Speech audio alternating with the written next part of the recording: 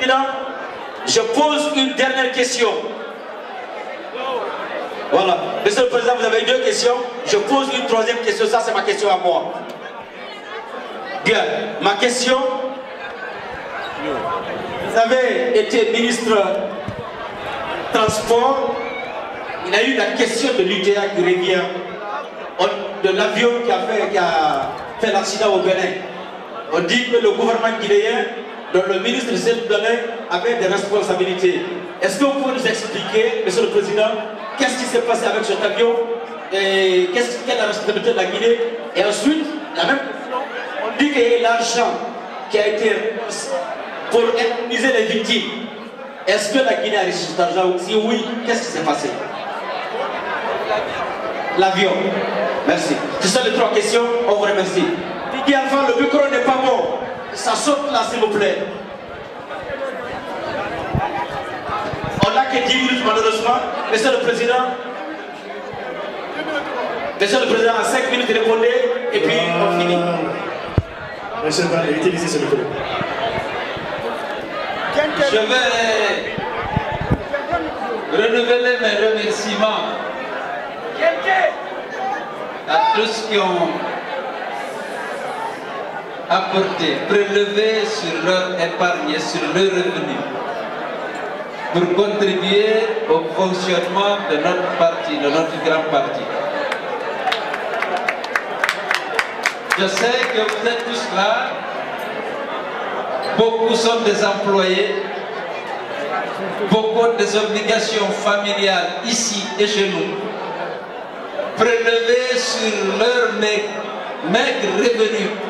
Parfois ces revenus sont maigres, se priver pour contribuer au combat pour la libération de notre peuple, libération de la peur, de l'injustice et de l'arbitraire, ça mérite d'être vraiment salué. Et c'est pourquoi je vais vous dire encore merci d'être venu et merci surtout d'avoir contribué.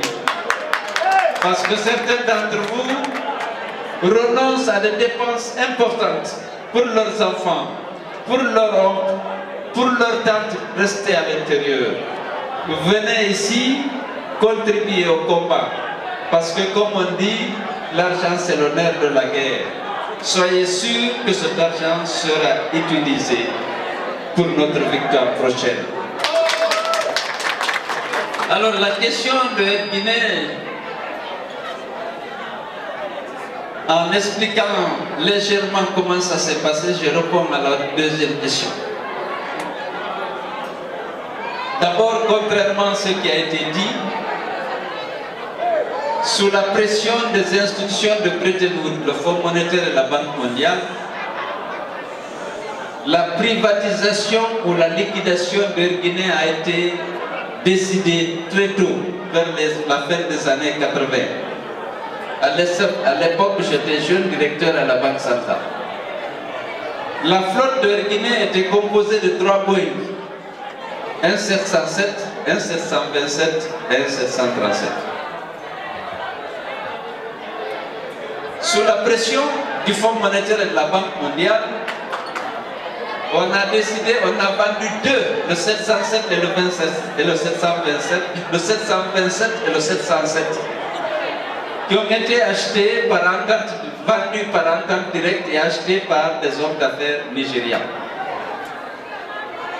Les autorités d'alors ont dit non, il faut laisser un avion pour le président de la République pour ses voyages. Nous étions dans les années 88.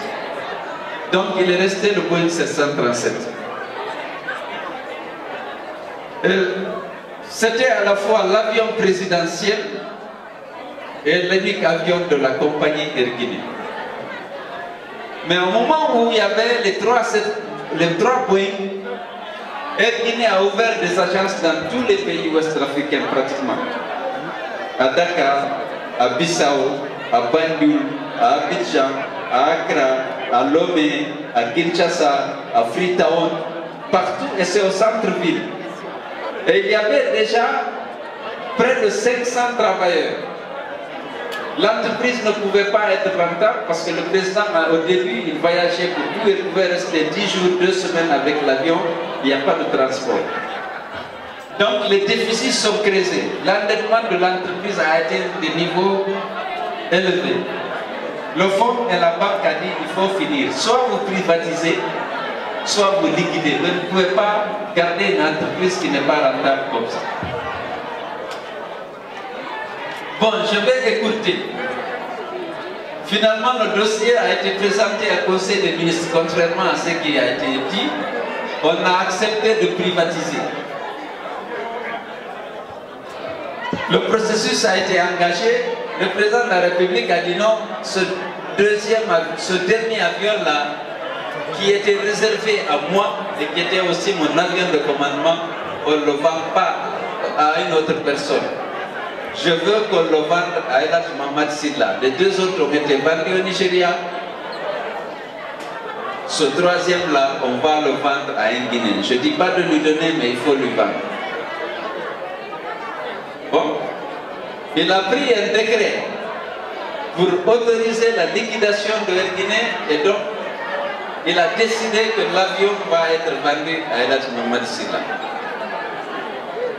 À l'époque, Elhadj Sylla et moi, on ne s'entendait pas du tout. Je m'étais opposé à l'opération. Il a pensé que c'est parce que je voulais qu'on ne s'aimait pas. J'ai dit non. Bref, le décret a été pris. Le ministère des Finances, oui, je finis. Le ministère des Finances, qui est chargé des privatisations, a réalisé toutes les opérations sans aucune participation d'un cadre du ministère des Transports. Ils ont liquidé l'entreprise, ils ont évalué les actifs sains, ils ont déterminé les prix, ils ont négocié avec Elhadj Mohamed Sylla sans qu'aucun cadre de transport ne soit présent à l'opération.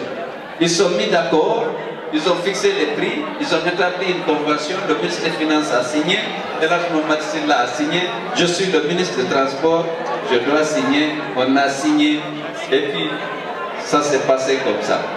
Alors, donc, je n'en suis responsable pour rien, mais ceux qui devaient le faire l'ont fait, suivant les règles de l'art, à mon avis. Je n'ai pas participé ni à l'évaluation, ni à la négociation, et je n'étais pas représenté. Je n'en suis pour rien. Merci beaucoup. Merci beaucoup. Alors, mais le dossier date de 2000. Normalement, même s'il y avait délit, la loi a prévu la prescription des délits économiques. Je crois à 3 ou à 5 ans. Donc, ce n'est plus d'actualité normalement, sauf qu'on cherche la petite bête à votre président, mais ils ne l'auront pas. Merci bien. Monsieur le Président, pour le Dakar.